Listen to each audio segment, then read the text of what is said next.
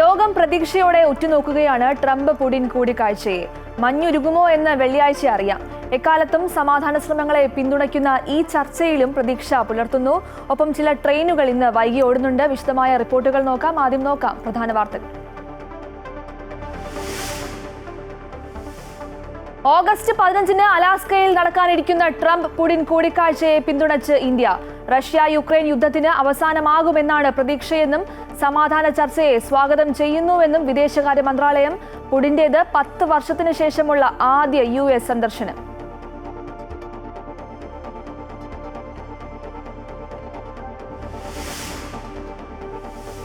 പ്രധാനമന്ത്രി നരേന്ദ്രമോദി ഇന്ന് ബംഗളൂരുവിൽ. പുതിയ metro line Bengaluru Belagavi Vande Bharat flag off ചെയ്യും. വിവിധ പദ്ധതികൾ ഉദ്ഘാടനം ചെയ്യും.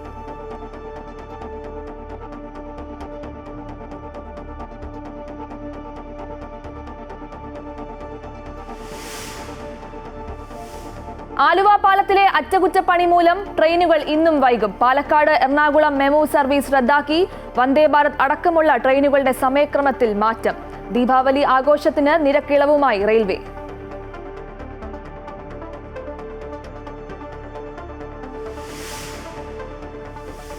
തിരുവനന്തപുരം ചാലയിലെ നഗരസഭയുടെ മാർക്കറ്റ് കോംപ്ലക്സ് ഇടിഞ്ഞു വീഴാറായ നിലയിൽ.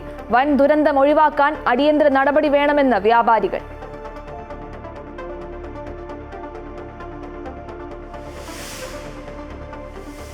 ഡൽഹിയിൽ കനത്ത മഴയിൽ വെള്ളക്കെട്ട്. റോഡ് വ്യോമ ഗതാഗതത്തെ ബാധിച്ചു. 300-ലേറെ വിമാന സർവീസുകൾ വൈകി. യമുന നദിയിൽ ജലനിരപ്പ് ഉയർന്നതോടെ പരിസര പ്രദേശങ്ങളിൽ മഴ മുന്നറിയിപ്പ്.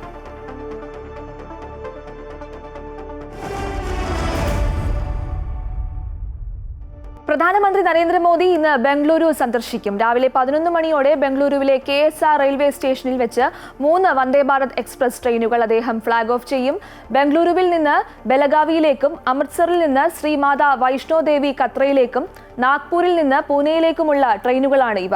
വന്ദേ ഭാരത് എക്സ്പ്രസ് ട്രെയിനുകളുടെ ഉദ്ഘാടനത്തിന് ശേഷം ബംഗളൂരു മെട്രോയുടെ യെല്ലോ ലൈൻ ഫ്ളാഗ് ഓഫ് ചെയ്യുകയും RV റോഡ് മുതൽ ഇലക്ട്രോണിക് സിറ്റി മെട്രോ സ്റ്റേഷൻ വരെ പ്രധാനമന്ത്രി മെട്രോയിൽ യാത്ര ചെയ്യുകയും ചെയ്യും.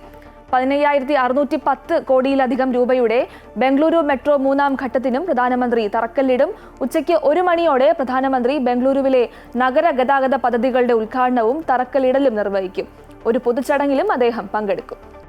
അമേരിക്ക റഷ്യ ചർച്ചയെ പിന്തുണച്ച് ഇന്ത്യ. വെള്ളിയാഴ്ച അലാസ്കയിൽ നടക്കുന്ന കൂടിക്കാഴ്ചയ്ക്കായി അമേരിക്കയും റഷ്യൻ ഫെഡറേഷനും തമ്മിൽ എത്തിച്ചേർന്ന ധാരണയെ സ്വാഗതം ചെയ്യുന്നു എന്നാണ് ഇന്ത്യ അറിയിച്ചത്. ഇതിലൂടെ റഷ്യ യുക്രൈൻ സംഘർഷത്തിന് വിരാമമാകുമെന്ന് പ്രതീക്ഷിക്കുന്നതായും സമാധാന ശ്രമങ്ങളെ പിന്തുണയ്ക്കുമെന്നും വിദേശകാര്യ മന്ത്രാലയം പ്രസ്താവനയിലൂടെ അറിയിച്ചു. കൂടിക്കാഴ്ചയെക്കുറിച്ച് പുടിൻ സൂചന നൽകിയിരുന്നു എന്നാണ് പ്രധാനമന്ത്രി നരേന്ദ്രമോദി നേരത്തെ വ്യക്തമാക്കിയിരുന്നത്.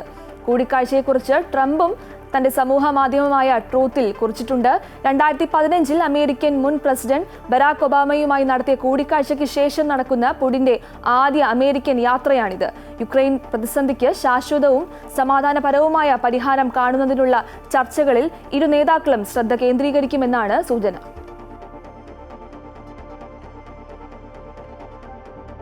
അതേസമയം യുദ്ധം അവസാനിപ്പിക്കാനായി യുക്രൈന്റെ ഒരു കഷ്ണം ഭൂമി പോലും റഷ്യയ്ക്ക് വിട്ടുകൊടുക്കില്ലെന്ന് യുക്രൈൻ പ്രസിഡന്റ് വ്ളാഡിമിർ സെലൻസ്കി വ്യക്തമാക്കി. റഷ്യയ്ക്ക് 1 ഇഞ്ച് ഭൂമിയെങ്കിലും വിട്ടുകൊടുത്തുള്ള സമാധാന കരാർ യുക്രൈൻ അംഗീകരിക്കില്ലെന്നും സെലൻസ്കി വ്യക്തമാക്കി. കിഴക്കൻ യുക്രൈനിലെ 2 പ്രവിശ്യകൾ റഷ്യയ്ക്ക് വിട്ടുകൊടുത്തുള്ള സമാധാന കരാർ അമേരിക്കൻ പിന്തുണയോടെ ഒരുങ്ങുന്നു എന്ന റിപ്പോർട്ടുകൾ തള്ളിക്കളഞ്ഞുകൊണ്ടാണ് അദ്ദേഹത്തിന്റെ പ്രസ്താവന. റഷ്യയുമായുള്ള യുദ്ധത്തിൽ യുക്രൈന്റെ പരമാധികാരവും അഖണ്ഡതയും സംരക്ഷിക്കുമെന്ന് സെലൻസ്കി പ്രഖ്യാപിച്ചു. ഡൽഹിയിൽ 2 ദിവസമായി തുടരുന്ന കനത്ത മഴയിൽ രൂക്ഷമായ വെള്ളക്കെട്ട്. റോഡ് വ്യോമ ഗതാഗതത്തെ മഴ സാരമായി ബാധിച്ചു. ഡൽഹി വിമാനത്താവളത്തിൽ നിന്നുള്ള അന്താരാഷ്ട്ര സർവീസുകളടക്കം 300ഓളം വിമാന സർവീസുകൾ വൈകിയിട്ടുണ്ട്. യമുന നദിയിലെ ജലനിരപ്പ് അപകടനിലയ്ക്ക് മുകളിൽ ഉയർന്നതോടെ സമീപ പ്രദേശങ്ങളിൽ പ്രളയ സാധ്യതാ മുന്നറിയിപ്പ് നൽകിയിട്ടുണ്ട്. നിരവധി പേരെ മാറ്റിപ്പാർപ്പിച്ചിട്ടുണ്ട്. കനത്ത മഴയിൽ 8 മരണം റിപ്പോർട്ട് ചെയ്യപ്പെട്ടിട്ടുണ്ട്. ജയ്പൂർ ക്ഷേത്രത്തിന് സമീപമുള്ള കെട്ടിടത്തിന്റെ മതിലാണ് ശക്തമായ മഴയ്ക്കിടെ തകർന്നത്. മതിലിനോട് ചേർന്ന് പഴയ വസ്തുക്കൾ ശേഖരിക്കുന്നവരുടെ കുടിലുകൾ ഉണ്ടായിരുന്നു. മരിച്ചവരിൽ 2 കുട്ടികളും 2 സ്ത്രീകളും ഉൾപ്പെടുന്നു. ഹരിയാനയിലും ഉത്തർപ്രദേശിലും മഴ ശക്തമാണ്. രാവിലെ മഴയ്ക്ക് നേരിയ ശമനമുണ്ടെങ്കിലും അടുത്ത 2 ദിവസം കൂടി മഴ തുടരുമെന്നാണ് കേന്ദ്ര കാലാവസ്ഥാ വകുപ്പിന്റെ മുന്നറിയിപ്പ്. തിരുവനന്തപുരം ചാലയിലെ നഗരസഭയുടെ മാർക്കറ്റ് കോംപ്ലക്സ് ഇടിഞ്ഞു വീഴാറായ നിലയിലാണ്. വലിയ ദുരന്തം ഒഴിവാക്കാൻ അടിയന്തര നടപടി വേണമെന്നാണ് വ്യാപാരികളുടെ ആവശ്യം.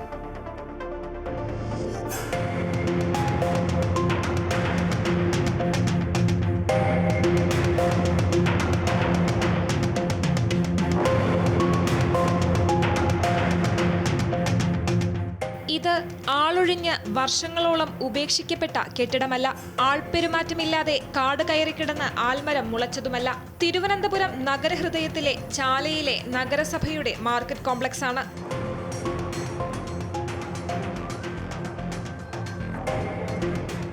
നൂറുകണക്കിന് പേരാണ് ഓരോ ദിവസവും ഈ കോംപ്ലക്സ് പരിസരത്തെത്തുന്നത്. 1983 അന്നത്തെ കേരള ഗവർണർ പി രാമചന്ദ്രനാണ് ഈ കെട്ടിടം ഉദ്ഘാടനം ചെയ്യുന്നത്. 42 വർഷങ്ങൾ പിന്നിട്ടിട്ടും കൃത്യമായ അറ്റകുറ്റപ്പണികൾ നടത്താത്തതാണ് ശോചനീയാവസ്ഥയ്ക്ക് കാരണം. 3 നില കെട്ടിടമാണ്. അതിൽ താഴത്തെ നിലയിലെ കടമുറികൾ മാത്രമാണ് വാടകയ്ക്ക് നൽകിയിട്ടുള്ളത്. മുകളിലെ 2 നിലകളും ഒഴിഞ്ഞുകിടക്കുകയാണ്. വിണ്ടടർന്ന ചുമരുകളുടെയും കോൺക്രീറ്റ് അടർന്നു വീണ മേൽക്കൂരകളുടെയും ഇടയിലാണ് അനേകം മനുഷ്യർ ഉപജീവനത്തിനായി കച്ചവടം നടത്തുന്നത്. ലാഭത്തിന് പച്ചക്കറികൾ വാങ്ങാൻ സാധാരണക്കാരാണ് ചാല മാർക്കറ്റിലെത്തുന്നത്. ഇവരുടെ എല്ലാം ജീവന് സംരക്ഷണം ഒരുക്കേണ്ടതുണ്ട്. പലയിടങ്ങളിലും കോൺക്രീറ്റ് കഷ്ണങ്ങൾ ഇളകി വീഴാറായി ഇരിക്കുന്നതും തുരുമ്പെടുത്ത കമ്പികളും കാണാം.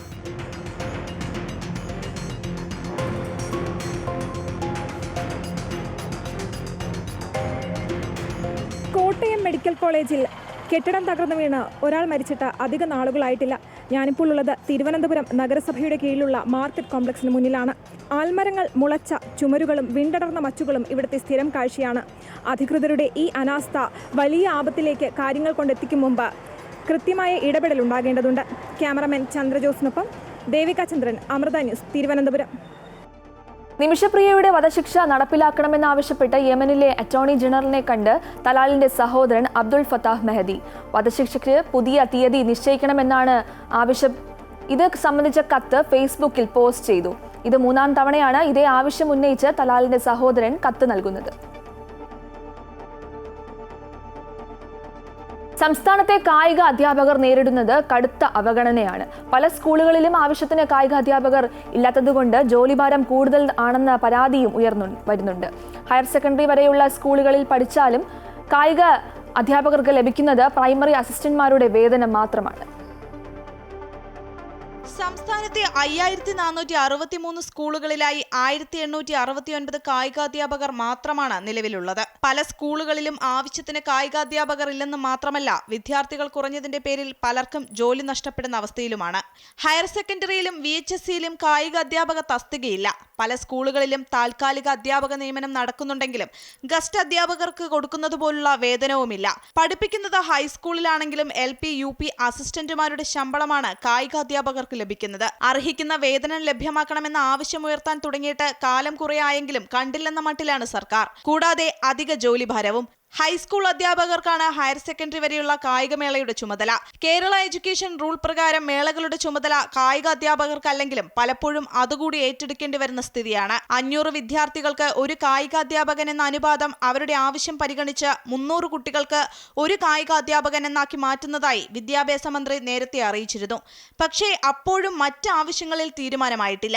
തങ്ങളുടെ എല്ലാ ആവശ്യങ്ങളും പരിഗണിക്കുന്നതുവരെ നിസ്സഹകരണം തുടരുമെന്നാണ് കായികാധ്യാപകരുടെ തീരുമാനം. സഹകരിക്കില്ല എന്ന നിലപാടിൽ നിന്നും അധ്യാപകർ പിന്മാറിയില്ലെങ്കിൽ ഒക്ടോബർ 22 നടക്കാനിരിക്കുന്ന സ്കൂൾ ഒളിമ്പിക്സ് അവതാളത്തിലാകും. അമൃത ന്യൂസ്, തിരുവനന്തപുരം.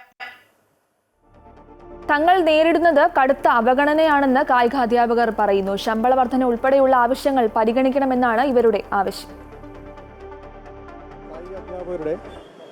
അധ്യാപകരെ സംരക്ഷിക്കുക എന്നുള്ള ഉദ്ദേശത്തോടുകൂടി ആ അധ്യാപകരുടെ സംരക്ഷണം എന്ന് പറഞ്ഞു കഴിഞ്ഞാൽ ഇപ്പോഴും നിലവിൽ നിൽക്കുന്ന ഇതെന്ന് പറഞ്ഞു കഴിഞ്ഞാൽ ഹൈസ്കൂളിൽ നിൽക്കുന്ന ഒരു കായിക അധ്യാപകൻ അവർക്ക് 8-9 ക്ലാസ്സിൽ കൂടെ 5 ഡിവിഷൻ വേണം.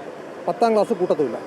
അങ്ങനെയാണ് പോകുന്നത്. അങ്ങനെ അവിടെ ഡിവിഷൻ 10ാം ക്ലാസ് അവിടെ പഠിപ്പിക്കുകയും വേണം. എന്നാൽ ആ 10ാം ക്ലാസ്സും കൂടെ കൂട്ടാത്ത അവസ്ഥയാണ് നിലവിലുള്ളത്. അങ്ങനെ വരുമ്പോൾ ആ അധ്യാപകൻ പുറത്തേക്ക് പോകുന്നൊരവസ്ഥയാണ്. അതുപോലെ UP എന്ന് പറഞ്ഞു കഴിഞ്ഞാൽ 500 കുട്ടികളാണ് വേണ്ടുന്നത്. അത് മാറ്റി 300ലേക്ക് ആക്കാമെന്ന് ഗവൺമെൻറ് പറഞ്ഞു. പക്ഷേ ഇതുവരെ ആക്കിയിട്ടില്ല. പിന്നെ ഈ പറയുന്ന ഹൈസ്കൂളിൽ ജോലി ചെയ്യുന്ന അധ്യാപകനും വാങ്ങുന്ന ശമ്പളം എന്ന് പറഞ്ഞു കഴിഞ്ഞാൽ LP ശമ്പളമാണ് വാങ്ങുന്നത്.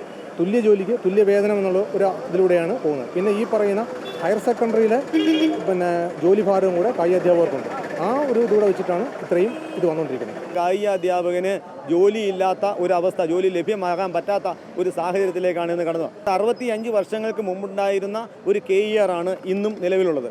1:45 എന്നുള്ളത് 1:30-35ലേക്കും റേഷ്യോ ക്രമീകരിച്ചപ്പോൾ കായികാധ്യാപകൻ്റെ റേഷ്യോ ഇന്നും 500 കുട്ടിക്ക് ഒരു കായികാധ്യാപകൻ എന്നുള്ളതാണ്. സ്കൂളിൻ്റെ മറ്റു ഉത്തരവാദിത്തങ്ങൾ കൂടി കായികാധ്യാപകൻ ഏറ്റെടുക്കേണ്ട സാഹചര്യങ്ങളുണ്ട്. പണ്ട് കായികമേളയിലെ മത്സര ഇനങ്ങളുടെ എണ്ണം കുറവായിരുന്നു. ഇന്ന് ഏതാണ്ട് 35 പുറത്ത് കായിക ഇനങ്ങളും 3 കാറ്റഗറിയിലായിട്ട് 6 തലത്തിലുള്ള മത്സരങ്ങൾ, ബോയ്സ് ഗേൾസ് തിരിക്കുമ്പോൾ 6 തരത്തിലുള്ള മത്സരങ്ങൾ നടത്തണം. ശരിയായിട്ടുള്ള ഫണ്ടിങ് ഇല്ലാത്തതിൻ്റെ പേരിൽ സാമ്പത്തിക ബാധ്യത ഒരുപാട് അധ്യാപകർക്ക് അനുഭവിക്കേണ്ടതായ സാഹചര്യം. നമ്മുടെ സാലറി ആയാലും നമ്മുടെ പഠന സമ്പ്രദായത്തിലും നമ്മൾ അംഗീകരിക്കാൻ തയ്യാറാകുന്നില്ലതാണ്. പ്രത്യേകിച്ച് ഹയർ സെക്കൻഡറികളിൽ പോസ്റ്റില്ല, UP-കളിൽ സ്കൂളുകളിൽ പോസ്റ്റില്ല. ഇത് ശരിക്കും ഒരു സ്കൂളിൽ ഒരു കായികാധ്യാപകൻ വേണമെന്നുള്ളതാണ്. മാവേലിക്കര ബിഷപ്പ് മൂർ കോളേജിൽ ആഗോള പൂർവ്വ വിദ്യാർത്ഥി സംഗമം നടന്നു. കോളേജിന്റെ വജ്ര ജൂബിലി ആഘോഷങ്ങളുടെ ഭാഗമായി സംഘടിപ്പിച്ച പരിപാടികൾ ബിഷപ്പ് മൂർ കോളേജിലെ പൂർവ്വ വിദ്യാർത്ഥിയും മാതാ അമൃതാനന്ദമയി മഠം വൈസ് ചെയർമാനുമായ സ്വാമി അമൃത സ്വരൂപാനന്ദപുരി ഉദ്ഘാടനം ചെയ്തു. ഗുരുവന്ദനം, പ്രതിഭകളെ ആദരിക്കൽ, കലാസാംസ്കാരിക പരിപാടികൾ എന്നിവ ആഘോഷങ്ങൾക്ക് മിഴിവേകി. മാവേലിക്കര ബിഷപ്പ് മൂർ കോളേജിനെ ഉത്സവ നിറവിൽ എത്തിക്കുന്നതായിരുന്നു പൂർവ്വ വിദ്യാർത്ഥികളും അധ്യാപകരും ഒത്തുചേർന്ന ആഗോള സംഗമം. കോളേജിന്റെ വജ്രജൂബിലിയുടെ തലയെടുപ്പിൽ റിഗമ്മ 25 എന്ന പേരിൽ സംഘടിപ്പിച്ച കൂട്ടായ്മയിൽ ആത്മീയ, സാമൂഹിക, സാംസ്കാരിക, രാഷ്ട്രീയ മേഖലയിൽ നിന്നുള്ള പ്രമുഖർ അണിനിരന്നു. അവരൊക്കെയും കോളേജിലെ പൂർവ്വ വിദ്യാർത്ഥികൾ എന്നതായിരുന്നു ഈ കൂട്ടായ്മയുടെ മറ്റൊരു പ്രത്യേകത.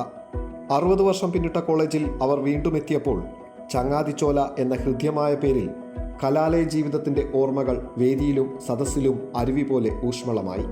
വീട്ടിൽ നിന്നും കോളേജിലേക്ക് എത്തുമ്പോൾ അത് ഒരു തറവാടായി കരുതിയ കാലഘട്ടത്തെ ആഘോഷ പരിപാടികൾ ഉദ്ഘാടനം ചെയ്ത കോളേജിലെ പൂർവ്വ വിദ്യാർത്ഥിയും മാതാ അമൃതാനന്ദമയി മഠം വൈസ് ചെയർമാനുമായ സ്വാമി അമൃത സ്വരൂപാനന്ദപുരി ഓർത്തെടുത്തു. അധ്യാപകർ, സുഹൃത്തുക്കൾ ഒക്കെ ചേർന്ന് ബന്ധങ്ങൾ നെയ്തെടുത്ത ഒരു കാലഘട്ടത്തെ സ്വാമിജി മനോഹരമായ വാക്കുകളിലൂടെ പറഞ്ഞപ്പോൾ അത് ഒരു കവിത പോലെ വേദിയും സദസ്സും കേട്ടിരുന്നു. 1976 മുതൽ 79 വരെ ഈ കലാലയം എൻ്റെയും സഹപാഠികളുടെയും ഞങ്ങളുടെ കാലഘട്ടത്തിൽ പഠിച്ച മറ്റ് വിദ്യാർത്ഥികളുടെയും സ്വർഗമായിരുന്നു. 45 വർഷങ്ങൾ കഴിയുന്നു ഈ കലാലയത്തിനോട് യാത്ര പറഞ്ഞിട്ട്. എന്നാൽ ഇന്നും ബിഷപ്പ് മൂർ കോളേജും ഞങ്ങൾ പഠിച്ച കാലഘട്ടവും അതിൻ്റെ ഓർമ്മകൾ ഒരു ദിവസം ഒരു നേരമെങ്കിലും ഹൃദയപൂർവ്വം സ്മരിക്കാതിരിക്കാൻ കഴിയില്ല. ഈ മണ്ണും ഈ അന്തരീക്ഷവും ഇവിടുത്തെ കാറ്റിൻ്റെ ഗന്ധവും ഒക്കെ എൻ്റെ മനസ്സിൽ ആഴ്ന്ന് പതിഞ്ഞിട്ടുള്ള കാര്യങ്ങളാണ്.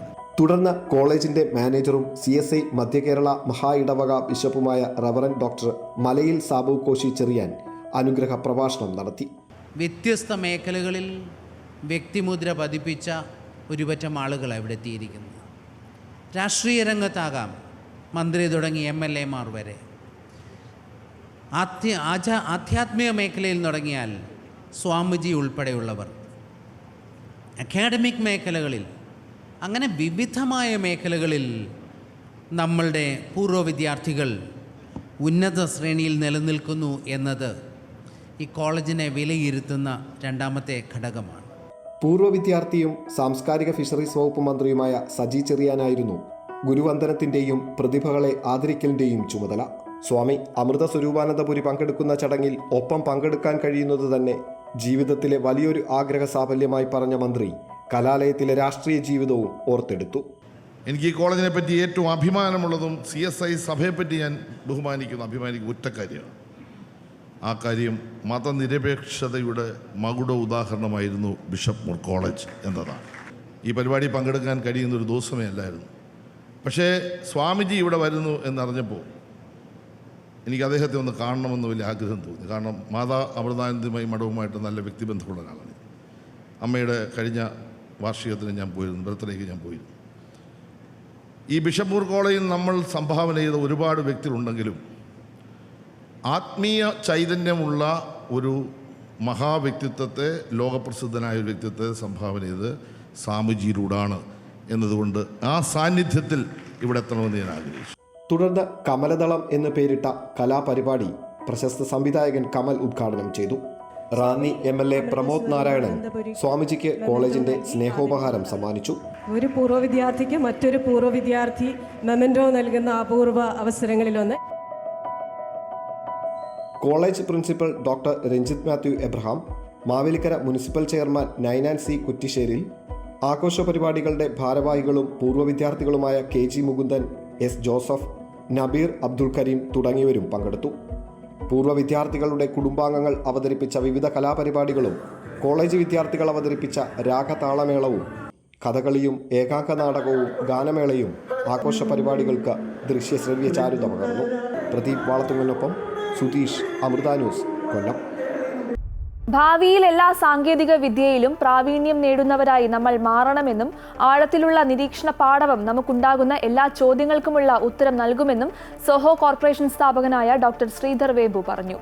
അമൃത വിശ്വവിദ്യാപീഠം അമൃതപുരി ക്യാമ്പസിൽ നടന്ന 28ാമത് ബിരുദദാന ചടങ്ങിൽ മുഖ്യാതിഥിയായി സംസാരിക്കുകയായിരുന്നു അദ്ദേഹം.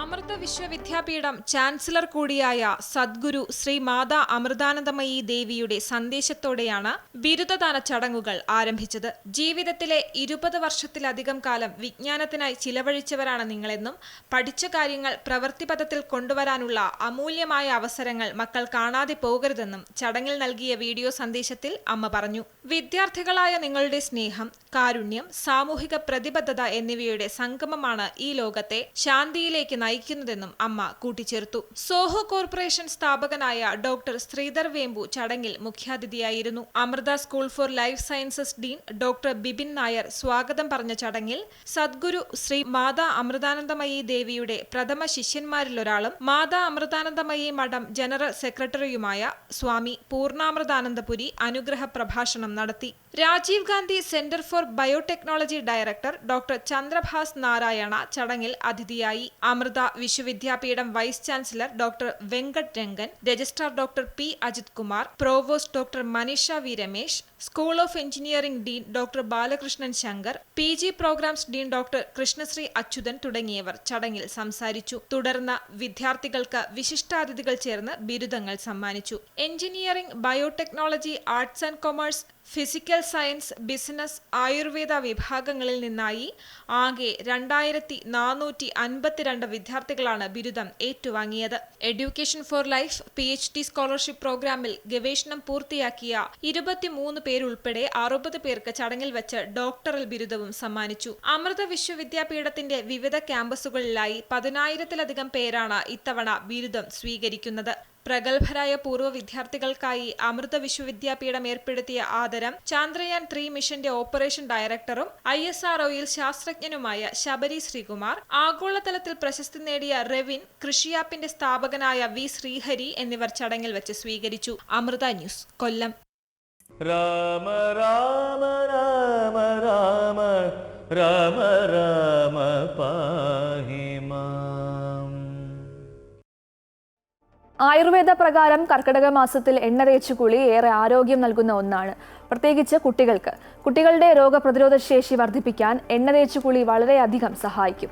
ആവിയിൽ വേവിച്ച ഭക്ഷണങ്ങൾ കഴിക്കുന്നത് കുട്ടികൾക്ക് ദഹനപ്രക്രിയ എളുപ്പമാക്കാൻ സാധിക്കും.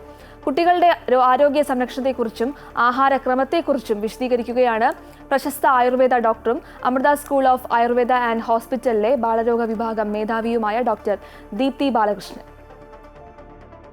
നിങ്ങൾക്കെല്ലാവർക്കും അറിയാലോ, കുട്ടികൾക്ക് കർക്കിടക മാസത്തിൽ ദഹനം കുറവും രോഗപ്രതിരോധ ശേഷി കുറവുമാണല്ലോ. അതുകൊണ്ട് തന്നെ നമ്മൾ ആയുർവേദ ശീലങ്ങളും ദിനചര്യയും ഫോളോ ചെയ്യേണ്ടതായിട്ടുണ്ട്.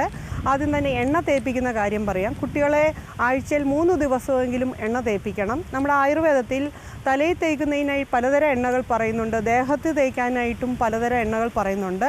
എക്സാമ്പിളായിട്ട് ത്രിഫല കേരം, ചെമ്പരത്തിയാദി കേരം, അസനവില്വാദി കേരം എല്ലാം കുട്ടികളെ തലയിൽ തേക്കാനായിട്ട് ഉപയോഗിക്കാം. അതുപോലെ തന്നെ ദേഹത്ത് തേപ്പിക്കുന്നതിനായിട്ട് ലാക്ഷാദി കേരം, ഏലാദി കേരം, നാൽപ്പാമരാദി കേരം എല്ലാം ഉപയോഗിക്കാവുന്നതാണ്. കുട്ടികളെ എണ്ണ തേപ്പിച്ച ശേഷം ചെറിയ ചൂടുവെള്ളത്തിൽ അവരെ കുളിപ്പിക്കണം. ഇത് ബ്ലഡിൻ്റെ സർക്കുലേഷൻ കൂട്ടുന്നതിനും അവർക്ക് നല്ല ഉറക്കം കിട്ടുന്നതിനും സഹായിക്കുന്നു. ഇനി അവർക്ക് കൊടുക്കേണ്ട വെള്ളത്തെക്കുറിച്ച് പറയുകയാണെങ്കിൽ ശുദ്ധമായ ജലം, ജീരകം അല്ലെങ്കിൽ ചുക്ക് ഇവ ഇട്ട് കൊടുക്കാവുന്നതാണ്. ഇത് കൊടുക്കുമ്പോൾ അവരുടെ ദഹനം നന്നായി വർദ്ധിക്കുന്നതാണ്. ഇനിയും നമുക്ക് അവർക്ക് ഭക്ഷണങ്ങളെക്കുറിച്ച് പറയാം. കർക്കിടക മാസത്തിൽ അവർക്ക് പുഴുങ്ങിയ ആഹാരങ്ങൾ കൊടുക്കുക. എസ്പെഷ്യലി മുതിര പുഴുങ്ങിയത്, ചെറുപയർ പുഴുങ്ങിയത്, മധുരക്കിഴങ്ങ് പുഴുങ്ങിയത്, ഏത്തപ്പഴം പുഴുങ്ങിയതെല്ലാം സ്കൂൾ വിട്ട് വരുമ്പം കൊടുക്കാവുന്നതാണ്.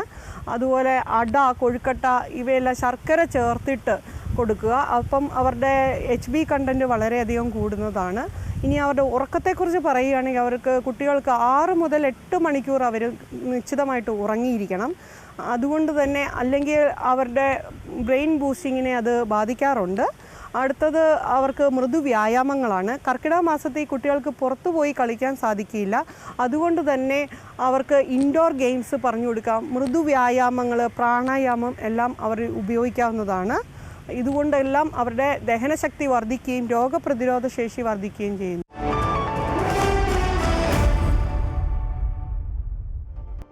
നന്ദിലത് ജിമാർട്ടിന്റെ 59ാമത് ഹൈടെക് ഷോറൂം തൊടുപുഴയിൽ വേങ്ങല്ലൂരിൽ പ്രവർത്തനം ആരംഭിച്ചു. Thodupuzha municipal chairman K Deepak ഉദ്ഘാടനം നിർവഹിച്ചു. ഉദ്ഘാടനത്തിന്റെ ഭാഗമായി വിപുലമായ സമ്മാന പദ്ധതികളാണ് നന്ദിലത് ഗ്രൂപ്പ് ഉപഭോക്താക്കൾക്കായി ഒരുക്കിയിട്ടുള്ളത്. Nandilath group chairman Gopu Nandilath, Shiny Gopu Nandilath, director Aishwarya Nandilath, executive director Arjun Nandilath തുടങ്ങിയവർ ചേർന്ന് ഭദ്രദീപം തെളിയിച്ചു. ഉദ്ഘാടനത്തോടനുബന്ധിച്ച് തിരഞ്ഞെടുത്ത ഗൃഹോപകരണങ്ങൾക്ക് 70% വരെ ഡിസ്കൗണ്ടാണ് ഉപഭോക്താക്കൾക്കായി ഒരുക്കിയിരിക്കുന്നത്. സ്പെഷ്യൽ വക്കാലക്ക ഓഫറിലൂടെ പർച്ചേസ് ചെയ്യുന്നവരിൽ നിന്നും തിരഞ്ഞെടുക്കപ്പെടുന്ന ഒരു ഭാഗ്യശാലിക്ക് കൊച്ചിയിൽ ഒരു സ്റ്റുഡിയോ അപ്പാർട്ട്മെന്റ് സ്വന്തമാക്കാം.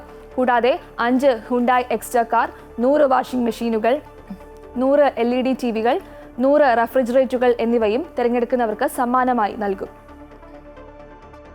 59ാമത് ഹൈടെക് ഷോറൂമാണ് ഞങ്ങൾ ഇന്ന് തൊടുപുഴയിൽ സമർപ്പിച്ചിരിക്കുന്നത്.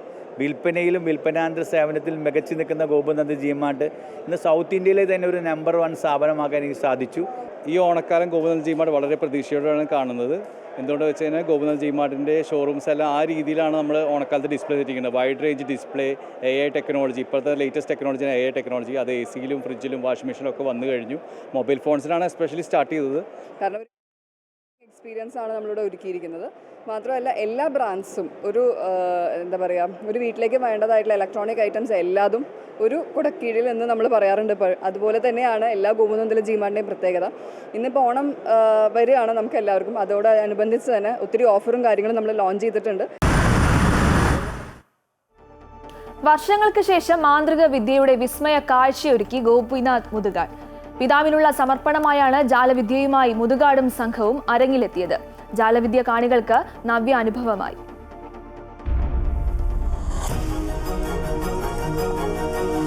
ആദ്യമായി ജാലവിദ്യ പ്രകടനം നടത്തിയ കോഴിക്കോടിന്റെ മണ്ണിലാണ് ഗോപിനാഥ് മുതുകാട് ഒരു നീണ്ട ഇടവേളയ്ക്ക് ശേഷം മാന്ത്രിക വിദ്യയുടെ വിസ്മയ കാഴ്ചയൊരുക്കിയത്.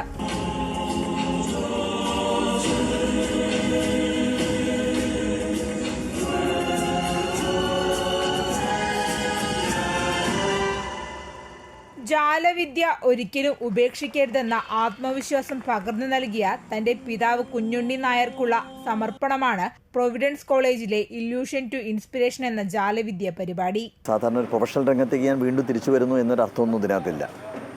ഇത് ഒരിക്കൽ മാത്രം അവതരിപ്പിക്കുന്ന, നമ്മുടെ ജീവിതത്തിൽ നമുക്ക് കടപ്പാടുള്ള അച്ഛൻ, അമ്മ, ഗുരുക്കന്മാർ, അധ്യാപകർ എല്ലാവർക്കും നമ്മൾ ഈ ഭൂമിയിൽ നിന്ന് പോകുന്നതിന് മുമ്പ് പറഞ്ഞു തീർക്കേണ്ട കടപ്പാടുകളുടെ ഒരു കഥയാണ് ഈ ഇല്യൂഷൻ ടു ഇൻസ്പിറേഷൻ എന്ന് പറയുന്ന പരിപാടി.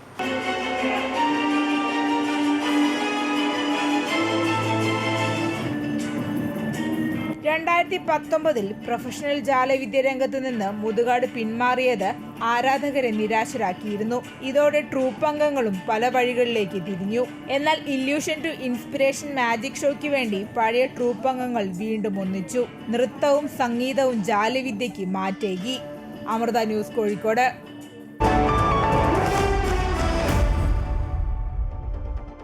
വേൾഡ് അത്ലറ്റിക്സിന്റെ കോണ്ടിനെന്റൽ ടൂർ ഏകദിന അത്ലറ്റിക്സ് മത്സരത്തിന് ഭുവനേശ്വറിലെ കലിംഗ സ്റ്റേഡിയത്തിൽ തുടക്കമായി. ഇന്ത്യയിലെ പ്രമുഖ അത്ലറ്റുകൾക്കൊപ്പം വിദേശ താരങ്ങളും മത്സരരംഗത്തുണ്ട്. ഡയമണ്ട് ലീഗ് കഴിഞ്ഞാൽ വേൾഡ് അത്ലറ്റിക്സ് നടത്തുന്ന 2ാം ഡിവിഷൻ മത്സരമാണ് ഇത്. ആദ്യമായാണ് ഇന്ത്യ വേൾഡ് അത്ലറ്റിക്സിന്റെ കോണ്ടിനെന്റൽ ടൂറിന് വേദിയാകുന്നത്.